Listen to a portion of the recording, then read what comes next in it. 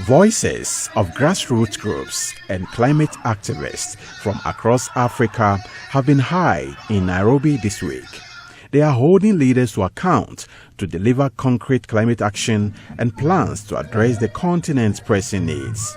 The African youth also say they no longer want to be observers.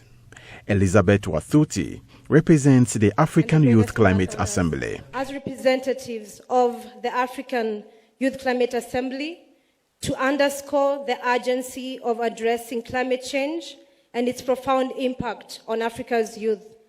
Our declaration, the African Youth Climate Declaration, reflects our commitment to harness the power of our youth to drive meaningful change. The African Youth Climate Assembly's vision is rooted in inclusivity, resilience, innovation, and the conviction that young people are one of the biggest resources that Africa is endowed with. We seek to elevate youth participation and inclusion in climate governance, forging pathways towards sustainable development and green growth. And we urge you, our esteemed leaders, to join hands with us in this endeavor. The reality of the climate crisis has dawned on Africa, a continent that has both a stake and interest in solving the climate change challenge. Africa faces severe climate-related challenges, including drought, desertification, wildfires, floods, and increasing cyclones, leading to displacement, migration, and food crisis. It has been estimated the continent loses up to 15% of its GDP per capita annually due to the impacts of climate change.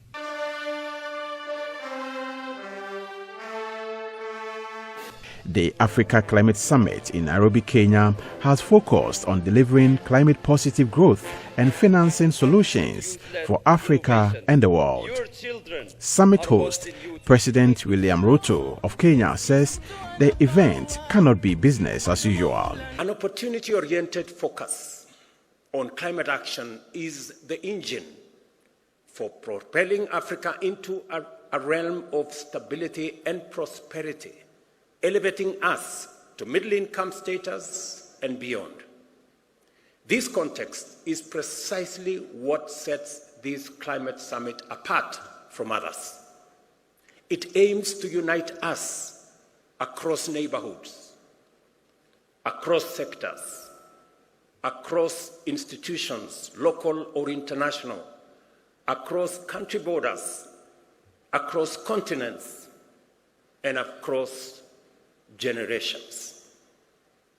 It is because we all have a shared stake in the Earth's ability to sustain life that we must envision together a future that embraces the values of equality, human security, and shared prosperity.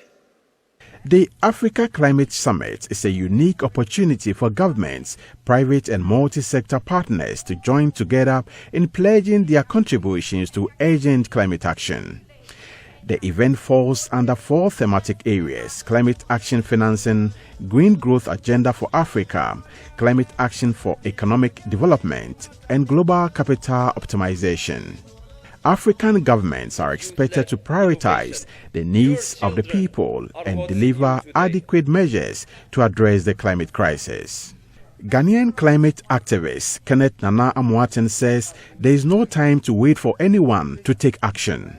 It's a time that we need to rise up to the occasion as African citizens and government, and that we need to take a destiny into our own hands and make sure that Africa change the narrative, because it's a high time that an African we depend on foreign donors and depend on a lot of people blaming people on the problem of Africa. Yes, it is true that we contribute only 3 to 4%, but it is a time that we take the local initiative that could be able to help Africa develop our carbon cover, plant trees, the local solutions that will help Africa develop. Taking climate action will cost money, and climate finance remains topical in the global climate talks. Simon Steele, Executive Secretary of the United Nations Framework Convention on Climate Change, has emphasized the need to operationalize climate funding arrangements at COP28. We must address finance. Climate action, just like everything else in life, costs money. Finance should be viewed in the context of mitigation and adaptation, in addition to all of the other things. COP28 will be a critical moment to hold the line on temperature rise at 1.5 degrees Celsius. The world needs to reduce emissions by 43% from 2019 levels by 2030 to achieve this.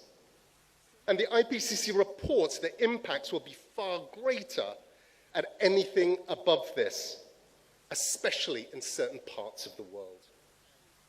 African civil society has noted delayed climate action will be disastrous for an already vulnerable Africa.